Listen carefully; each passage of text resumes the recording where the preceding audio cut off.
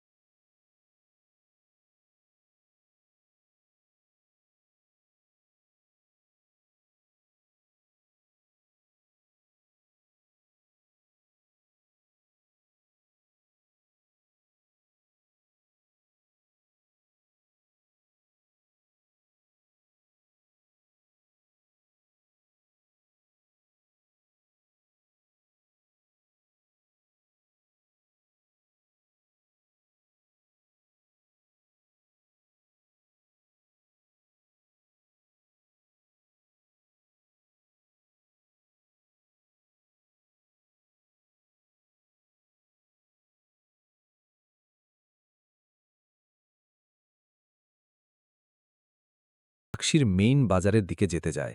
এখন পর্যন্ত হাতের দুপাশে বিশাল বড় বড় গাছ রয়েছে, শতবর্ষী এক একটা গাছ। এখনও সেদিক আপনার দিনের বেলা যেতে গাছ ছমছম করে উঠবে। সেই এখন তো পাকা রাস্তা হয়েছে, দুই পাশে গাছগুলো রয়েছে। তো আমরা যদি ওইদিকে যেতে থাকি, যে যাওয়ার সময় হাতের ঠিক বাম পাশে আমাদের বেশ একদম ফাঁকা জায়গা পড়বে। আর ওই ফাঁকা জায়গাটা আরেকটু পার হয়ে গেলেই পদ্মা নদী। ওই জায়গাগুলোতে এখনও ওভাবে জনবসতি নাই। তো ওই জায়গাতে একসময় বেশ একটু আ ঝোপঝাড় এরকম ছিল আরকি। ওই ঝোপঝাড়ের মধ্যে ব্রিটিশ পিরিয়ডের একটি কুয়া ছিল। বলা হয় যে হার্ডেন্স ব্রিজ যখন তৈরি করা হয়, ওই তৈরি করার সময় খাওয়ার পানির প্রয়োজন ছিল। তখন ওই জায়গাটাতে একটা কুয়া খনন করা হয়েছিল। তো ওই কুয়াটা ওরকম পড়ে আছে এরকম বলা হতো আরকি ওই ঝোপঝাড়ের মধ্যে। অনেকে কিন্তু ওই ঝোপঝাড়ের ওদিকে দেখা যেত যে আপনার গরু, ছাগল এগুলা বেঁধে রাখত। এরকম কিন্তু হতো। তো এইভাবেই যখন একটা সময় আস্তে, আস্তে যখন ঝোপঝাড় কমে আসে, কুয়ার ওই জায়গাটা উন্মুক্ত হয়ে পড়ে। কুয়ার মধ্যে কিন্তু পানি ছিল। কুয়ার মধ্যে পানি ছিল এবং কুয়া কেন্দ্রিক কিছু অদ্ভুত কথা প্রচলিত ছিল। যেমন ওই কুয়াটা কিন্তু খুব বেশি গভীর ছিল না, নিচে পানি দেখা যেত। কিন্তু ওই কুয়াতে যদি কেউ শব্দ করত, কোনো প্রতিধ্বনি ফিরে আসতো না। আমরা তো নরমালি জানি সাধারণত ১৭.৫ মিটার দূরত্ব যদি কম হয়, তাহলে কিন্তু আমরা কোনো প্রতিধ্বনি পাই না। কিন্তু ওই কুয়াটি প্রায় ২০ মিটারের মতো গভীর ছিল। নিচের পানিটা দেখা যেত প্রায় ২০ মিটারের মতো গভীর ছিল। কিন্তু ওখানে কোনো শব্দ করলে কোনো প্রতিধ্বনি ফেরত আসতো না। এটা অনেকেই চিন্তা করত, কি ব্যাপার, এই কুয়াতে কথা বললে কথা ফেরত আসে না? আর আরেকটা বিষয় হলো, ওই কুয়াতে অদ্ভুত কিছু শব্দ হতো। শব্দ বলতে কেমন? যে মনে হতো যে কুয়ার পানির মধ্যে বড় বড় মাছ রয়েছে, এরকম মাছের মতো শব্দ। মাছ যেভাবে পুকুরে শব্দ করে, ওরকম শব্দ হতো। আরেকটা বিষয় হতো, সেটা হচ্ছে যে কেউ যদি খুব ভালো করে কুয়ার মধ্যে যদি কান পাতত, তখন ওর মধ্যে অসংখ্য মানুষের কথা বলার শব্দ শোনা যেত। এই টাইপের বিষয় ওখানে ছিল। তো অনেকের কাছে এই কথাগুলো প্রচারিত হয়ে যায় যে ওখানে এরকম, এরকম আছে। তো অনেকে আর ওখানে দেখতে যায়, কেউ কান পাতলে কেউ শব্দ শোনে, কেউ শোনে না। কিন্তু ওই যে ভেতরে যে মাছ রয়েছে ওরকম পানি নড়াচড়া করে উঠত বা মাছ যেভাবে একটু ঢেউ সৃষ্টি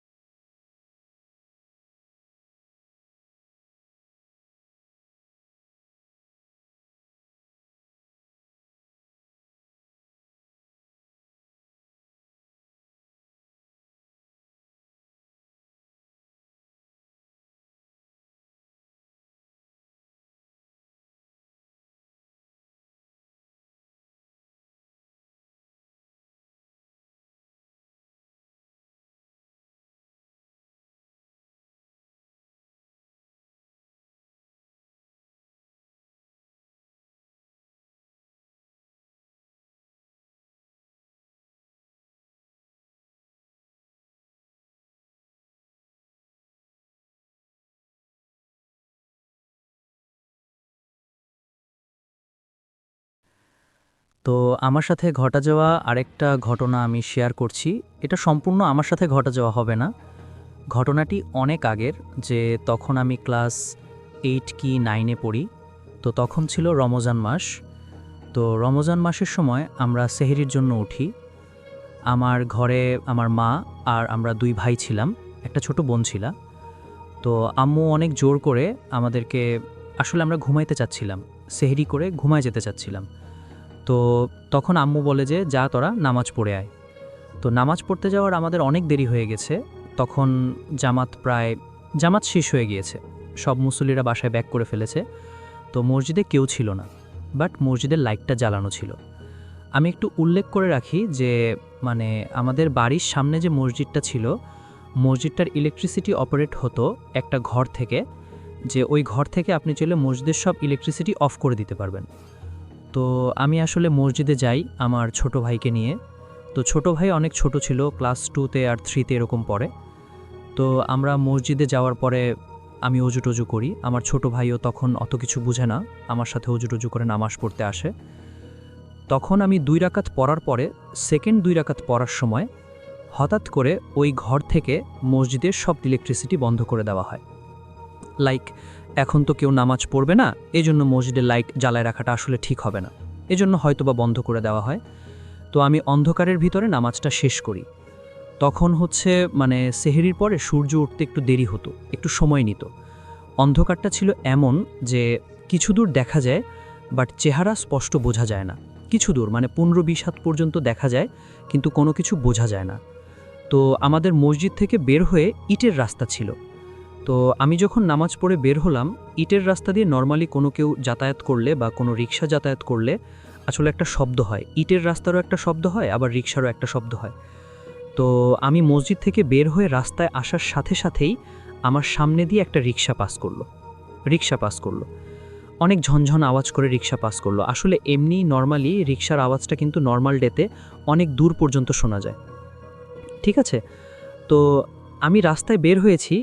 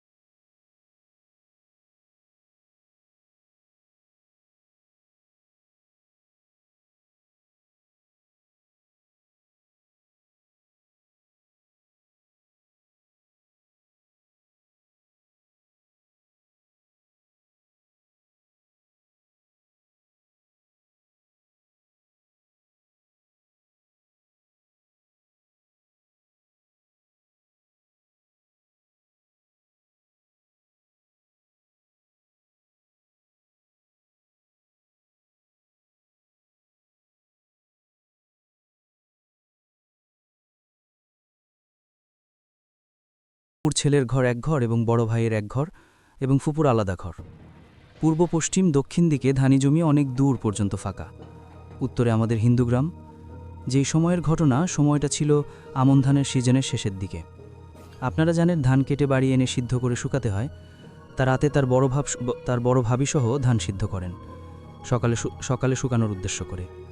পরের দিন সকালে ধান শুকাতে হবে মাটির রাস্তায়। তো আপনারা জানেন যারা গ্রামের রাস্তায় সচরাচর অনেক গ্রামের রাস্তায় মাটির। তো সকালে রাস্তা আগে দখল করার জন্য ফুপুর ভাবি মানে আমার চাচি ঝাড়ু নিয়ে আগে ভাগে রাস্তায় এরকম 2005 সালের দিকে পাকা রোড হবার, তখন পাকা রোড ছিল না।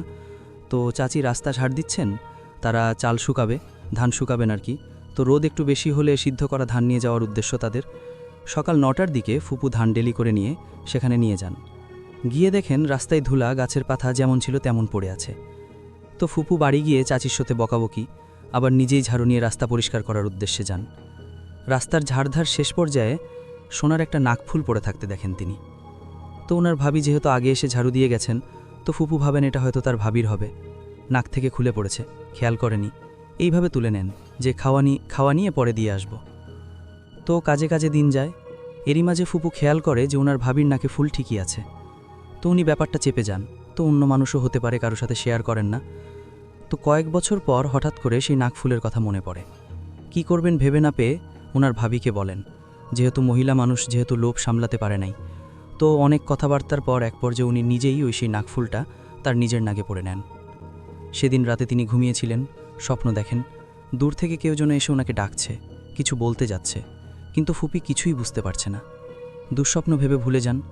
কয়েকদিন পর পরেই একই রকম স্বপ্ন দেখেন, শেয়ার করছিলেন না কারো সাথে। বারবার দুঃস্বপ্ন ভেবে ভোলার চেষ্টা করেন আর ব্যাপারটা বারবার চেপে যান। এবার আর দূরে থেকে নয়, একেবারেই সামনে এসে কিছু বলতে চাচ্ছেন। কিছু সময় কেটে যাবার পর হঠাৎ করে ফুপুর হাতটি ধরেন, বলেন চলো আমরা চলে যাই, তোমাকে আর কষ্ট করতে হবে না। ফুপু ভয় পেয়ে হাত ছাড়ানোর সময় ধস্তাধস্তি করেন এবং এক পর্যায়ে ঘুম ভেঙে যায়। এভাবে কিছুদিন স্বপ্নের মাঝে বিরক্ত করবার পর একদিন ফুপু রাতের খাবার খেয়ে ঘুমিয়েছিলেন। ঘুম আসবে আসবে ভাবে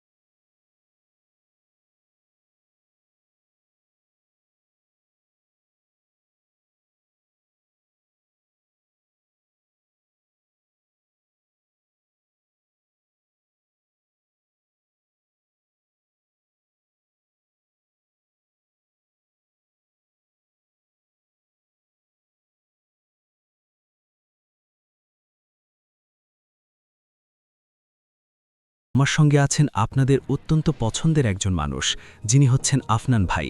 তাকে আমি বলেছিলাম এবং তিনি একটা ঘটনা পাঠিয়েও দিয়েছেন। তার সেই ঘটনাটি আমি এখন আপনাদের জন্য প্লে করছি। আশা করছি আপনাদের সবার ভালো লাগবে। চলুন শুনে আসি আফনান ভাইয়ের ঘটনাটি। প্রিয় লিসেনার্স, আসসালামু আলাইকুম। আমি আফনান। আশা করি সবাই ভালো আছেন, সুস্থ আছেন।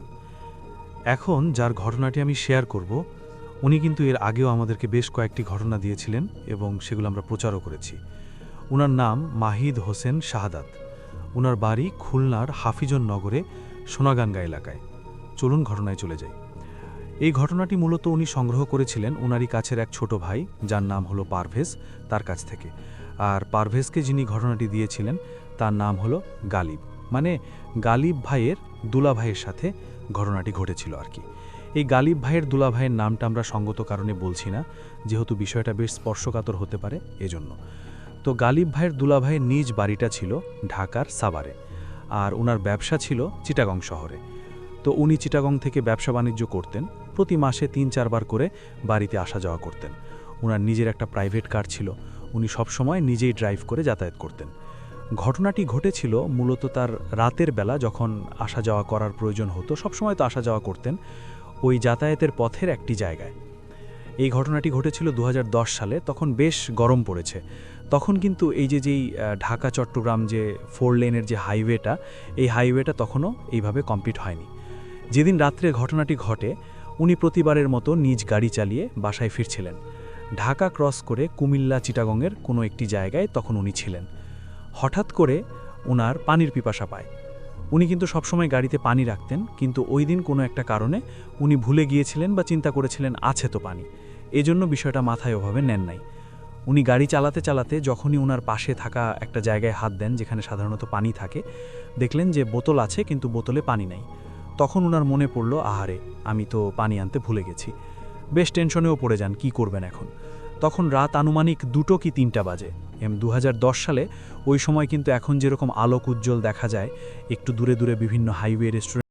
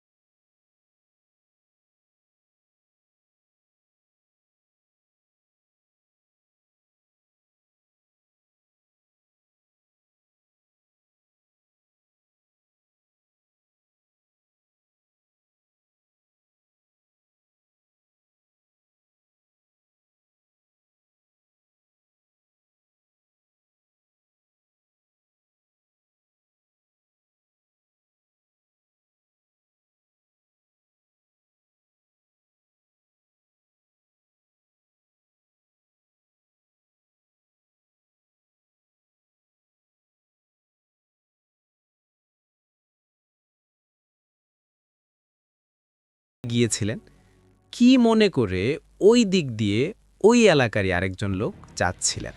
হঠাৎ করে একজনকে পড়ে থাকতে দেখেন। তিনি চিৎকার চেঁচামেচি করেন, অনেক লোকজন চলে আসে।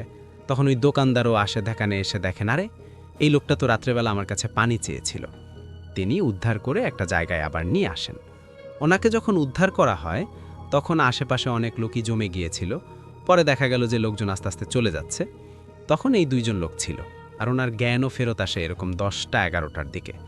তখন ওনাকে যখন এই বিষয়ে প্রশ্ন করা হয় যে আপনি ওখানে গিয়েছিলেন, কি দেখেছিলেন, উনি ওই আংটির বিষয়টা ছাড়া বাকি সব বিষয়টা খুলে বলেন।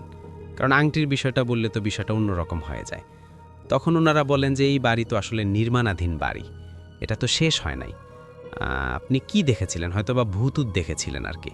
যাই হোক, এটা নিয়ে কোনো চিন্তার কারণ নাই। ওনার জ্ঞান ফেরার পর চাটা খান, আরও কিছু খাবার খাইয়ে দেন ওই দোকানদার। ওনার গাড়িটা সব ঠিকঠাক মতোই ছিল, কোনো সমস্যা হয়নি। উনি এরপরে বাড়িতে চলে আসেন। বাড়িতে চলে আসার পর ওই দিন থেকেই ওনার কিন্তু প্রচণ্ড জ্বর। আর জ্বর ভালো হয় না, জ্বর ভালো হয় না, ভালো হয় না। সপ্তাহখানিক চলে যায়, মাস চলে যায়। এরপরে আরেকটা সমস্যা দেখা দেয়, সেটা হলো ওনার ওয়াইফ স্বপ্নে একটা ভয়ঙ্কর অবয়ব দেখেন। একটা কুৎসিত একটা নারী অবয়ব, ভয়ঙ্কর একটা অবয়ব। সেই অবয়বটা বলছে, তোর স্বামীকে বল আমার আংটি ফিরিয়ে দিতে। উনি ঘুম থেকে ওঠার পর ওনার স্বামীকে বলেন যে এই আমি এরকম একটা স্বপ্ন দেখলাম, একটা ভয়ঙ্কর অবয়ব বলছে যে আংটি ফিরিয়ে দিতে। উনি বললেন যে আরে কিছু না, বিষয়টা আসলে এড়িয়ে গিয়েছিলেন আর কি। কিন্তু প্রতিদিন এরকম স্বপ্ন উনি দেখতে থাকেন, বিশেষ করে গালিব ভাইয়ের বোন আর কি স্বপ্ন দেখছেন। এরপর একটা পর্যায়ে এসে এই গালিব ভাইয়ের দুলা ভাই এই সব কথা ওনার স্ত্রীকে খুলে বলেন। স্ত্রী এটা শোনার পর খুব বকাঝকা পড়েন, এরকম একটা কাজ করছো তুমি, একটা লাশের আঙ্গুল থেকে তুমি আংটি নিয়ে আসছো, এটা তো মোটেও ভালো কাজ হয় নাই, দ্রুত এটা ফেরত দাও। দিনের বেলাতেই ওই দিনের বেলাতেই উনি গাড়ি চালিয়ে যেই জায়গাটা উনি ফাইন্ড আউট করেছিলেন যে এই জায়গায় হবে, এরকম বেশ খানিকক্ষণ খোঁজাখুঁজি করতে হয়েছিলেন, কারণ রাতের বেলা তো কোন পুকুর। তো যাই হোক, উনি শনাক্ত করতে পেরেছিলেন কোন পুকুরটা, কারণ 7 বছরে তো অনেক কিছু চেঞ্জ হয়ে গিয়েছে। কারণ 7 বছরে তখন কিন্তু ওই যে 4 লেনের হাইওয়ে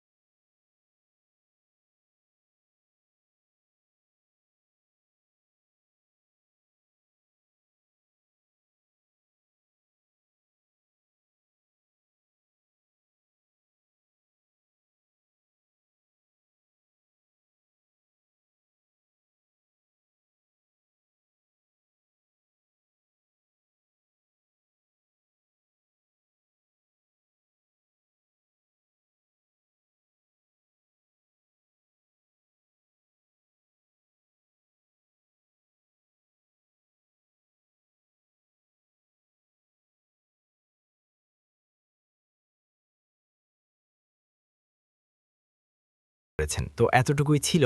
আমি জানি না ঘটনাটা আপনাদের কেমন লেগেছে। যদি ভালো লেগে থাকে তাহলে অবশ্যই কমেন্ট করে জানিয়ে দিবেন। আর নতুন নতুন ভয়ের গল্প শুনতে, ঘটনা শুনতে অবশ্যই এই চ্যানেলটা সাবস্ক্রাইব করে পাশে থাকবেন। সবাই ভালো থাকবেন, সুস্থ থাকবেন এই প্রত্যাশায়। আল্লাহ হাফেজ। আরও একটা ঘটনায় চলে যাব আমরা, এবং এই ঘটনাটা একটা অডিও ক্লিপ। চলুন শুনে আসি অডিও ক্লিপটি। আশা করছি এই অডিও ক্লিপটিও আপনাদেরকে অনেক অনেক আনন্দ দেবে। চলুন শুনে আসি।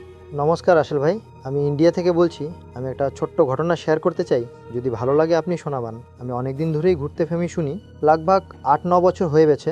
তো পেশাতে আমি একজন বিএসএফে চাকরি করি। আমার নাম নকুল। সাল 2017 অক্টোবরের 14 তারিখ ছিল। সেদিন আমি ইন্ডিয়া বাংলাদেশ বর্ডার, আমার ইন্ডিয়া সাইডে মিজোরাম বলে এক জায়গা আছে যেখানে বাংলাদেশের বর্ডার লাগে, সেখানে আমি ডিউটি করছিলাম। বর্ডারটা আমার এমন ছিল, সেখানে কোনো তারবন্দি ছিল না, তারকা কাটা ছিল না। একটা নদী ছিল, নদীর ওপার বাংলাদেশ ছিল, নদীর এপার ইন্ডিয়া ছিল। তো আমরা নৌকাতে নদীর মাঝখানে ডিউটি করতাম। তো সেই রাতে আমি সেকেন্ড শিফটে ডিউটিতে ছিলাম। লগভগ 2টার সময় আমি ডিউটিতে তেনাত ছিলাম। ওখানে নৌকাতে বসে বসে ডিউটি করছি এবং বাংলাদেশের দিকে তাকিয়ে আছি। জ্যোৎস্না রাত ছিল, জ্যোৎস্না রাতে আমি বাংলাদেশের দিকে তাকিয়ে অবজারভেশন করছিলাম। তো এমন সময় দেখি নদীর ওই পাশ থেকে দুজন মানুষ কাঁধে একটা ঝোলা নিয়ে সে আস্তে আস্তে বাংলাদেশের সাইডে যে নৌকাগুলো আছে সে নৌকার দিক থেকে চড়ে আসছে। কেন রাতের বেলা এত দূর থেকে দেখতে পেয়েছি? নদীটা বেশি বড় ছিল না। নদীটা যদি চওড়া হিসাব করা যায়, চওড়াতে খুব জোর হলে আধা কিলোমিটার ছিল। তো আমি নদীর মাঝ বরাবর ছিলাম, সেহেতু নদীর ওই পার পুরো দেখা যাচ্ছিল পূর্ণিমাতে। তো আমি ভেবেছি হয়তো রাতের বেলা আমাদের এই সাইডেও, আমি বাংলারই, কলকাতায় বাড়ি, বাংলাদেশ আমার দেখা আছে, জানা আছে। তো একই রকম লাগে, আমাদের ওয়েস্ট বেঙ্গল, আমার বাংলাদেশ সব একই রকম লাগে। আমাদের লাইফস্টাইল, আপনাদের লাইফস্টাইল সবই একই লাগে, একই কালচার আমাদের। তো আমি ভেবেছি হয়তো মাছ ধরার উদ্দেশ্যে তারা এদিকে আসছে, আমাদের দিকে আসছে। তো আমি সেই হিসাবে তাকে দেখেই গেছি, না কিছু বলেছি। আর নর্মালি আমার তখনও ভয় লাগেনি। তো সে আরও, আমি এটাই ভেবেছি যে সকালের দিকে, ভোর দিকে যদি তারা মাছ ধরে, মাছ পায়, তো আমি তাদের কাছ থেকে কিছু মাছ কিনেও নিয়ে যাব, কিংবা আমি তাদের কাছ থেকে 1-2টো মাছ চাইবো। সেই হিসাবে আমি কিছু বলিনি। সেখান থেকে তারা আমার নৌকার পাশ থেকে মোটামুটি 15 মিটার দূর থেকে তারা নৌকাটা ওভারটেক করলো। এবং আমি তাকে জিজ্ঞাসাও করলাম যে মাঝি ভাই, মাছ ধরতে যাচ্ছেন কি? তো তারা কোনো উত্তর দিল না। কিছুক্ষণ পরে তারা পূর্ব থেকে পশ্চিম দিকে নদীটা প্রবাহিত হচ্ছিল। তো পূর্ব থেকে পশ্চিম দিকে স্রোতের অনুকূলে তারা যাচ্ছিল। তো যেতে যেতে যেতে যেতে তারা আবার ঘুরে স্রোতের প্রতিকূলে যাওয়া শুরু করলো। প্রতিকূলে যখনই যাওয়া শুরু করেছে তখনই আমার সন্দেহ হয়েছে। নদী স্রোতের বিপরীত সাইডে যখন নৌকাটা চলে, তো প্রচুর পরিমাণে নৌকাটার বাধা পড়ে, পৈঠাটা বেশি জোরে বইতে হয় এবং নৌকাটা স্লোলি চলে, আস্তে আস্তে ধীরে ধীরে চলে। তো আমি ভালো করে অবজারভেশন করে দেখলাম নদীর অনুকূলে যেমনভাবে নদীর নৌকাটা চলছিল, তার থেকে বেশি দ্বিগুণ স্পিডে প্রতিকূলে চলছিল। তো আমি কিছু বলিনি। এমন সময় আমি তাদেরকে জিজ্ঞাসা করি যে বারবার এখান দিয়ে যাওয়া আসা করছো কেন?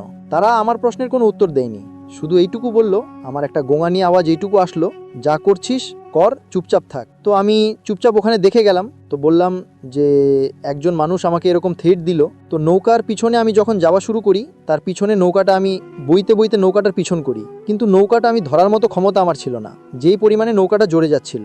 এমন সময় নৌকাটা ঘুরে আমার নৌকার দিকে ধাক্কা মারার জন্য চেষ্টা করেছে। তো ধাক্কা মারতে গেলে নৌকাতে একটা ঝাঁকি লাগে, সেই ভয়ে আমি নৌকাটা ডান দিক থেকে বাদিকে, বাদিক থেকে ডান দিকে যাওয়ার চেষ্টা করছি, কিন্তু না, নৌকাটা কাজ শেষ আসার সাথে সাথে আমি কোনো কিছু ফিল করতে পারলাম না। এই নৌকাটার মধ্যে নৌকা চলে গেল না সাইড হয়ে গেল আমি কিছু বুঝতে পারিনি। এক লাফে দুটো মানুষই আমার নৌকার উপর উঠে দাঁড়ালো। নৌকা যখনই আমার নৌকার উপরে যখনই ওরা লাফিয়ে এসছে, তো আমি সঙ্গে সঙ্গে টর্চ মেরেছি। টর্চ মারার সাথে সাথে আমার পূর্ব, পশ্চিম, উত্তর, দক্ষিণ কোনো কিছু আমার মনে ছিল না। কঙ্কাল, জানি না কঙ্কাল ছিল কি না, কঙ্কালের উপর দিয়ে যদি কোনো লোমশ কোনো জিনিস থাকে, আর অনেকটা গরিলার মতো পুরোপুরিভাবে আমার উপরে ধেয়ে আসে। আর আমার যতটুকু মনে ছিল, হাতে তাদের দুখানা বড় বড় মানুষের যে মাথার খুলি থাকে, খুলি টাইপের কিছু দিয়ে আমার উপরে আঘাত করার চেষ্টা করেছিল। আমি ওখান থেকে ভয়ে নৌকা থেকে লাফ মারি। লাফ মারার সাথে সাথে নদীর নৌকাটা এদিক থেকে ওদিক করতে করতে আমি কখন যে নদীর প্রতিকূলে চলে গেছিলাম আমি নিজেই জানি না। তো লাফ মারার সাথে সাথে আমি নিচু মাটি পাই। আমি সাঁতার কাটতে জানতাম, তো সাঁতার কাটার ফলে আমি আস্তে আস্তে কোনো রকম বাংলাদেশ সাইডের নদীর ধারের সাইডে চলে পৌঁছে গেছি। কিন্তু আমাকে কোনো রকমভাবে নদী থেকে উঠতে দেয়নি। প্রচুর পরিমাণে আমাকে দুজন মিলে চেপে ধরে নদীর নিচে, জলের নিচে ঠেসে দেওয়ার চেষ্টা করছে। অশরী শক্তি কাকে বলে সেদিন আমি ফিল করেছি, অনুভব করেছি যে অশরী শক্তি কাকে বলে। একটা মানুষের শরীরে এত শক্তি থাকে না যেই পরিমাণে তারা আমার সাথে টর্চারিং করেছে সেই রাতে। তো অনেক কষ্টে আমি কোনো রকম উঠলাম। কোনো রকম উঠে চেঁচাতেও পারছি না, গোঙানোর মতো আওয়াজ হচ্ছে, এত চেষ্টা করছি চেঁচাগো, কিন্তু আমার কেউ মনে হচ্ছে গলা চেপে ধরেছে। তো সেদিন আমি অনেক কষ্ট করে কোনো রকমভাবে সাইডে ওঠার পরে বাংলাদেশের 2-4 জন লোক দেখতে পেয়ে আমি চেঁচানো শুরু করেছি। তখন ভাগ ভাগ শট, সকাল হয়েই গেছে, 4টে 4:30 বেজেই গেছে। কৃষকরা মাঠে চাষ করার জন্য সাইড দিয়ে জমি ছিল, যা ছিল তারা আমাকে দেখে দৌড়ে এসছে। মানুষগুলো যখন দৌড়ে আসছে, আমি সবথেকে বেশি ভয় তখন পেয়েছি। রাতের বেলা প্রথম যখন এই অশরীরী আত্মাগুলোকে আমি দেখেছি, তখন সেই মানুষগুলোরই মতো লাগছিল। আর আমার মনের মধ্যে তখন এটাই মনে হচ্ছিল, ওরাও অশরীরী আত্মা। তো আমি এত কিছু দেখার পরে আমি কখন অজ্ঞান হয়ে গেছি নিজেই জানি না। সকালবেলা আমার যখন ঘুম ভাঙে, তখন আমি ওদের প্রতিকূলেই আছি। আপনাদের বিজিবি, বর্ডার গার্ড, বাংলাদেশ যারা আছে, সেই কোনো সিপাহীদের কাছে খবর